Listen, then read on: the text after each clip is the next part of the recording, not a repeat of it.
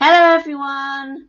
Happy Wednesday and welcome to today's Tea and Toast. I'm Georgia and I'm a conversation starter at the Yard, and I'm joined by the lovely, beautiful curator educator, Sophia. How are you today, Sophia? I'm doing all right, thank you. That was an awesome introduction. That's making me feel amazing straight away. Thank you very much. It's all off the cuff. It's all improv. I love it. I love it. I'm You're saying making what I me feel see. amazing. I like it. How's your week been? Yeah, good. Busy. Lots going on, and the yard's very busy today, which is awesome. What have you got going on at the Yard today? So at the yard today, we've got the awesome Kathy. She's doing a beginner's sewing class at the moment. There's also a mental health drop-in tea and toast going on. So we're all round all the table at the moment, all the comfy chairs, and the natter, as you can hear in the background, which is awesome too. And then later on, we've got afternoon, our youth drop-in, and I think we might be watching a little bit of football, maybe. Wow, so it's really chock-a-block, isn't it? It's really busy at the Yard at the moment. Absolutely. You can hear it in the background. You've got lots of people talking about all different things. So what are they sewing today? Can you see? Yeah, lots going on today, but all good stuff. Yeah, definitely. What are you making this this week at Crafternoon? We're doing some sock creations. Sock creations? Tell me more. So I don't know about you. You always have like an odd sock around in the house. Yeah, I only have odd socks. I don't think I've seen a pair in quite a long time. Yeah. But so we're going to be using those to kind of maybe you could make an animal or a monster or something like that. So something a bit fun. I thought something fun and playful today. Involve a bit of sewing in there, just a bit of like playfulness. I've just thought of something, and I have to say it, otherwise I'm going to explode. Are you going to make a sockness monster? I should make a sockness monster. Oh my goodness. If I didn't say it, I think I'd actually explode inside. You're going to burst if you weren't going to say it. Yeah, it's a sockness monster! Puns! I live for them! So yeah, lots going on at the Yard today, and it is also the 10-year anniversary of Community Courtyard. So happy birthday to Community Courtyard. Happy anniversary to Bianca. There you are. I've got the cake ready. I've got a bottle of bubbles for when we close. Because remember, young people under 18, they're not sharing my bottle of Prosecco. No, not today. But they can have the non-alcoholic version. Yay! All the celebrating today. So yeah, 10 years, and we are looking for people who are sort of like connected to the Yard and connected to Community Courtyard to kind of do like little videos, aren't we? To kind of say... if you've come into the Yard, if you've worked, like I collaborate with the Yard, everybody's doing little videos to say happy birthday and go, oh, try again, woo-woo, here's to many more years. Many, many more years. And I see that Gary has said happy anniversary. Thank you, Gary. And yeah, so very exciting. So the other thing that we were going to talk about is football. Yay! I know it's everyone's favourite subject. So I know nothing. So if you want to just lay it out for me, what is going on? Right, so obviously it's Euros at the moment, and last night football was on, first semi-final. So Italy and Spain played last night. Okay. And that's semi-final, so there's only one more match after this. And Italy won through penalties. So it was a very long match, so 90 minutes plus an extra 30 minutes extra time, then penalties. So what does that mean then? Does that mean that they were like tied and then... Yeah, so it was 0-0 when it came to the full time. Yeah. And then when they did extra time, nobody scored again. So then they do penalties. So they take 5 penalties each, so different players take penalties. Yeah. And Italy scored the most, so that's why they've gone through. And tonight, it is England's match. So England are playing Denmark. Ooh, Scandinavian. Scandinavian. And So they've Denmark got. kind of they've been like the underdog through this tournament. So their first match, I don't know if you saw in the news, they had a player who suffered a cardiac arrest. Oh my god. Yeah, so within, I think it was the first half an hour of the match, suddenly collapsed, and it was then shared that he had a cardiac arrest. He's now Oh my fine. god. He's still recovering, but it's kind of galvanised the team. So they're sort of a team that people didn't think they would get very far in the tournament because of this thing that had happened to the team. They've galvanised together. They've become really solid as a team, and they're sort of the underdogs of the tournament. So tonight is going to be a very interesting game for England.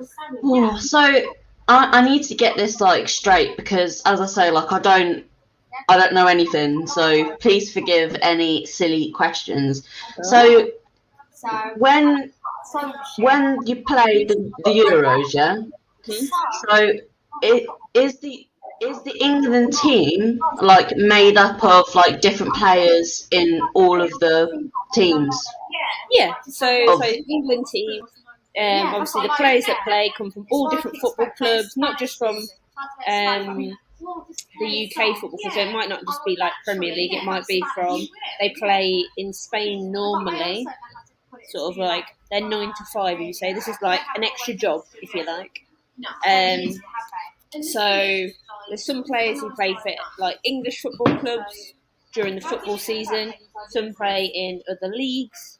But when it comes to international football, it's kind of the manager picks what they think is the best team. So they pick all the English players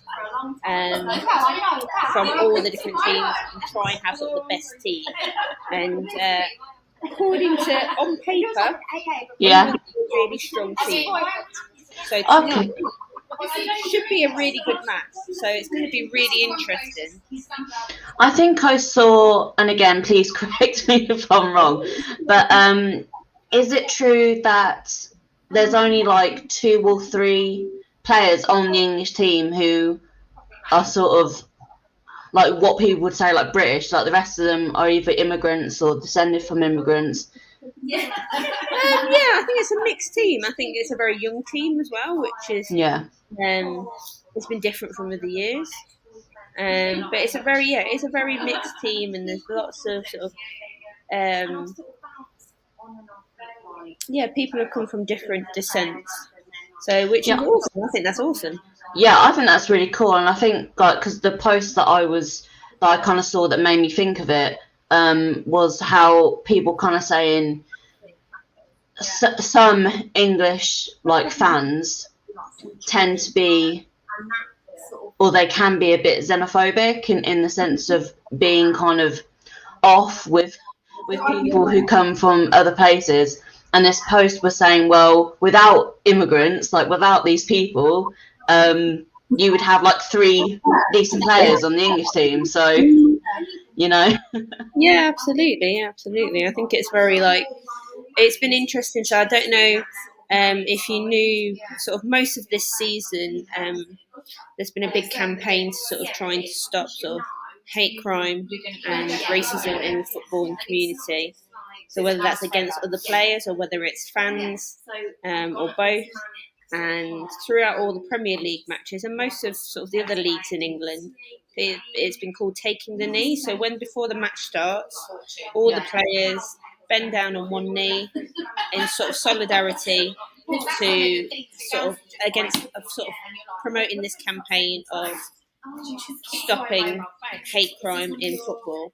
And England are one of the few teams who have continued this throughout the Euros and actually have been booed for it, which has been really kind of, I'm not 100% sure why, if I'm honest with you, but it's something that they've continued to do, and I'm actually really sort of proud that they've continued to do that, because I think it's an important message to share, and not all other teams have been doing it.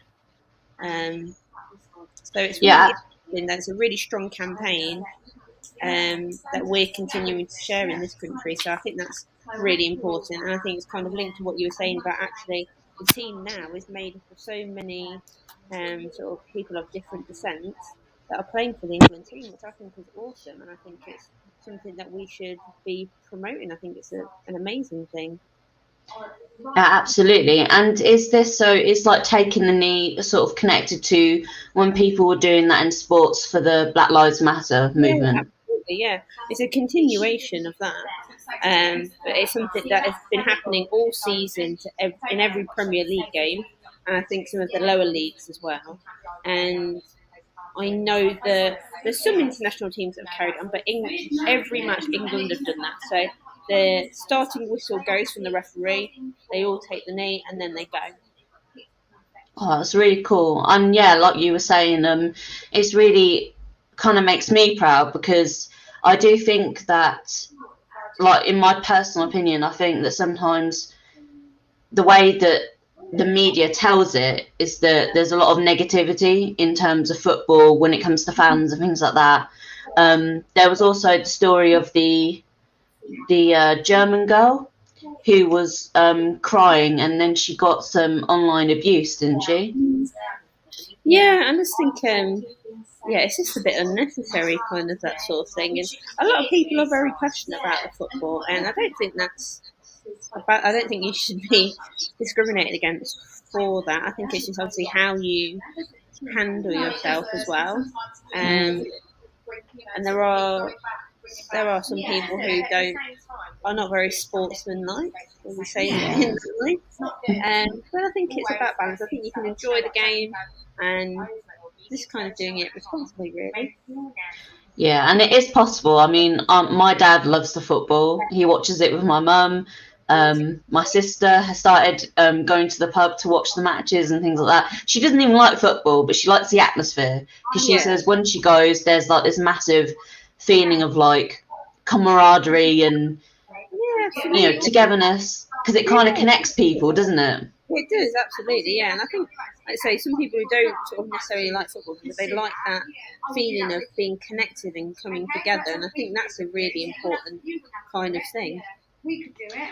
Definitely. And with the there's I think around 60,000 fans who are going to be going to Wembley. Is it tonight that they're going? Tonight, yeah. So kickoff is 8:00 tonight. They're playing at home, technically, because it's Wembley. Mm-hmm. So yeah, there's going to be quite a lot of fans, and I've been very. I don't necessarily agree with having that many fans in there. If I'm honest with you, I think there's been a lot of sporting events where there's been a lot of fans, and my personal opinion is I don't think it's quite right just yet. So I still think there are cases of COVID rising, and obviously there's a lot of people together, and you can't. If when they score, as you saw from if you caught any of the highlights from last night's game, everybody goes crackers. Not going to socially distance and things like that. So I'm a little bit like, I'm not quite sure about that. But they're doing that for a few sporting events. I think from next week or something, Wimbledon's also going to have full capacity. So there's a lot of sporting events that are kind of changing like that. So it wouldn't be something I would go to at this point because I wouldn't feel sure. But I suppose if everybody is remaining safe, obviously you can't guarantee that. It can't be monitored in that way. But we shall see. But it does bring a sense, again, it brings an atmosphere. I think when obviously all the matches were being played with no fans, you had like if you watched it on the telly, they had like a fake fans. So what? Oh, did they have the little cardboard cutouts? And I was like, so yeah, had the cardboard cutout, but also like the audio. It was like how they think the fans would react to certain things. It's like they'd got a load of people and gone like, which was really weird. That sounds really silly. Yeah, but all you heard would be then like the players on the pitch, like anybody like managers or something shouting instructions. That's all you would hear. Oh so no! Different like sort of vibe. So it's in one respect it's nice to have fans, in the stadium for that, but it definitely wouldn't be something I'd be doing anytime soon. Just a lot of 60,000 people is a lot of people. That is a lot of people, and I think the World Health Organization, a lady who I've got her quote here, she is called Margaret, and who's a spokeswoman for the World Health Organization. And then she said something that really resonated with me. She said, "We are tribal creatures. We're herd animals. We love to be together. We love to do stuff together." And it's part of a release of a lot of that tension and stress and anxiety. Yeah. And that really resonated with me, because I was like, yeah, actually, I think with the last year and a half of being in lockdown and stuff, I do feel like we're kind of going into being, people have gotten very used to being very introverted, and so there's like this process of like coming back and feeling safe to do stuff and kind of feeling like a social person again, and it's difficult, isn't it? Yeah, I can definitely relate to that. I think I'm probably a bit more reserved at the moment with things like this. I don't think I would be going to any big events at the moment. And that's just my comfort zone. But I think everybody's different, aren't they? And I saw on the news this morning the lady who helped develop the AstraZeneca vaccines. I think her name's Sarah Gilbert. She went to Wimbledon the other day and she got a round of applause from the whole crowd because of her work in science, which I thought that was a really nice gesture for her. Yeah. Obviously, what normally would take 10 years took them 10 months. I know, like, just, it is absolutely unreal. Like, it just makes you think, doesn't it, that if scientists like don't have the same kind of like boundaries or like things holding them back, and how much they would be able to actually achieve if they were just given free reign to. 100%. I think also, like, I don't know if you saw, there was I've told a few people about this. There's a Horizon program that showed you how all the different vaccines were developed. Okay. Online of each one, and it is very much around kind of the dedication of people around the world coming together, also funding to be able to do this, and basically like everybody, well, people who were developing, dropping other stuff, but also the fact that actually some of these vaccines, part of them were already developed, because lovely Laurel's here today, she knows all the science of things, that actually part of COVID is not something that's new. Right. The strain of COVID is something that's new, which I did not know until Monday. So is it, I mean, I'm asking you questions as if you're Laurel, so, yeah. But yeah, so what was it, is it, need to think of my question. So is it, what is it originally, or what was it called originally? I think it's something, if I remember correctly, something like SARS-CoV. It's like again, it's part of the same thing, but it's like a mutation. It's a development of that. So it's not something that's like just appeared. It's been here, but it's the way it has sort of mutated and developed is why it's kind of had such a huge impact. So they have been working on things to sort of counteract some of those symptoms before. And obviously then when this happened, they've used that information to then build on what they were doing. So I thought that was really interesting. Also, factually, because I've remembered this from Laurel, the link between COVID and the common cold is 63%. Wow, that is really close, isn't it? Yeah. So there is a lot of kind of connection between the two, but it's just the way COVID, the way it evolved, attacks the respiratory system. I feel like very science. I was very like, very. You need like a little lab coat or something when you're saying this. But yeah, so wow, so yeah, it is very close to the cold, and I suppose that does make sense, doesn't it? If you think about how it affects you, makes you feel like you've got the flu, or things like that. Yeah. So there you go, science. There, science. So anyone watching this, if you've learnt something new today, please let us know. Drop it in the comments what you've learnt today.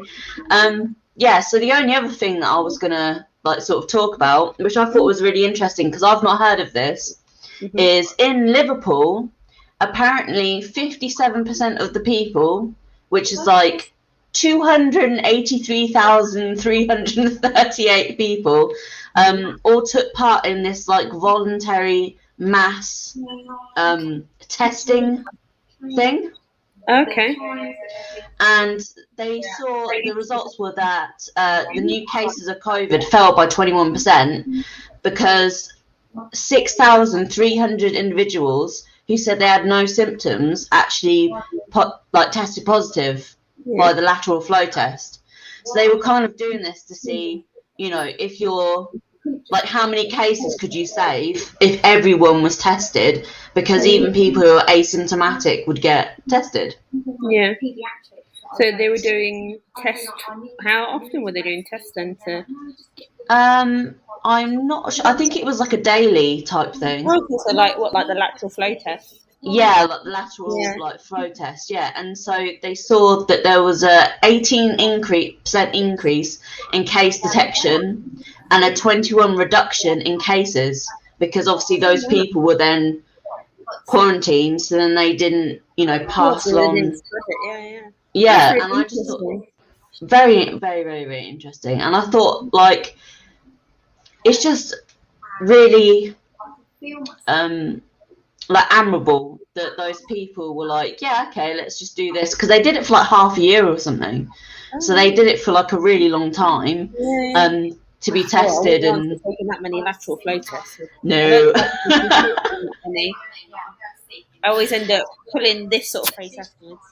Oh yeah, I'm like because it always catches my throat. Yeah. It means that you're doing it right. And then you pull that face when you're doing it with your nose as well. Oh. Yeah. But hopefully we'll all be vaccinated soon, and because then they announced yesterday, didn't they, with the health secretary, that if you are double jabbed, so you've got both your vaccines, if you test positive, you do not have to isolate. Yeah, that to me was so surely not. Yeah. Do you know what? I am not double vaccinated yet, but even if I was, I think I would still isolate personally, because the fear of passing that on to somebody else, I would feel so self-conscious around that. 100%. And I mean, it's like Steve was saying yesterday, that there are people who can't be jabbed for whatever reason, whether it's medical or mental or whatever, and also children. Children, there's nothing for kids at the moment, is there, in terms of a vaccine? So if you could potentially pass it on to a child, I mean, we all know what children are like. They love running around, kissing each other, licking each other, sharing everything. So yeah, and I mean, if one of them gets it, chances are that's it then. No, the rest of the class are going to get it. A domino effect or a ripple effect. It's very much like, you're it, pass it on. And that's how it is. And obviously, as well as the announcement that children in schools won't have to self-isolate as long as they've got a negative test. So even if contact with somebody. I know a few schools have been testing that out, haven't they, as well, around the country, that they've done they've had a little testing pods in the school to kind of monitor that. And I suppose the impact it's having on people's education, that it's kind of education, health, education, it's kind of weighing up that. Yeah, it's a really difficult juggling act, isn't it? And especially when you consider that with a lot of children, like, they probably don't really understand the gravity of the situation. I know I saw that there was this thing about, like, kids, like, parents were having to explain things about death because the kids were kind of seeing it on TV that X amount of people, hundreds of thousands of people have died, blah, blah, blah. And so they've then gone to their parents and said, what does that mean? Like, and they've had to have those, like, really difficult conversations. And I suppose, like, if a child doesn't understand that, like, because they're a child, then we can't exactly say, okay, well, now you have the responsibility of keeping yourself safe because we as adults want to get on with it, you know? Yeah, absolutely. Yeah, no, it's a difficult thing for, I think, people to understand. I think not just for young people. I think it's difficult for adults as well. That it's kind of that. I think unless you've experienced that, it's difficult to get your head around sometimes. That sort of ripple effect and the knock-on effect. But definitely still going to be around for a while. Yeah, and a lot of people are still, like, even denying it, aren't they? They're still denying that COVID exists. I'm not quite sure how you can. It really does seem like I've seen those people, you know, like the Chronicle and Echo. Like the Chronicle and Echo will run a story about COVID, whether it's about schools or, you know, cases, and then you'll have people in the comments saying, like, oh, like, COVID doesn't exist. None of my friends have died because of it. It's like, okay, so your only evidence is that you don't know someone intimately who has passed away. For people to relate to if they've not had that first-hand experience. I think it's sort of like that seeing is believing type analogy, isn't it? And yeah, as much as I'm kind of with you, it's very difficult to get your head around. But I think some people, when they haven't seen that impact, they go, "Oh well, it's not that bad then." Yeah, and I think that's the trouble, isn't it?